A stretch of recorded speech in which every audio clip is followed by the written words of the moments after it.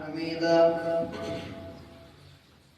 يا رب لك الحمد كما ينبغي لجلال وجهك وعظيم سلطانك. اللهم إنا نستعينك ونستغفرك ونتوب إليك ونؤمن بك ونتوكل عليك ونثني عليك الخير كله. نشكرك ولا نكفرك ونخلع ونترك من يفجرك.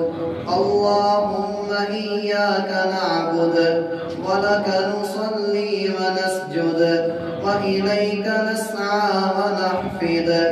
نرجو رحمتك ونخشى عذابك. نرجو رحمتك ونخشى عذابك. إن عذابك الجد بالكفار ملحق.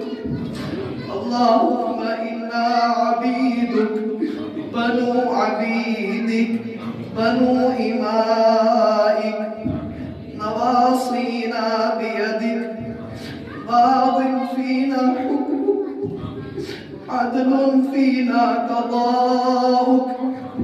نسألك اللهم بكل اسم هو لك سميت به نفسك أو أنزلته في كتابك أو علمته أحدا من خلقك أو استأثرت به في علم الغيب عندك أن تجعل القرآن الكريم ربيع قلوبنا ونور صدورنا وجلاء أحزاننا وذهاب همومنا وغمومنا.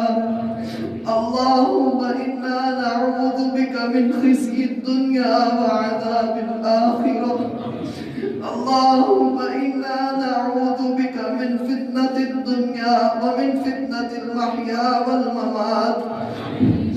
ربنا لا تحمل علينا إصرا كما حملته على الذين من قبلنا.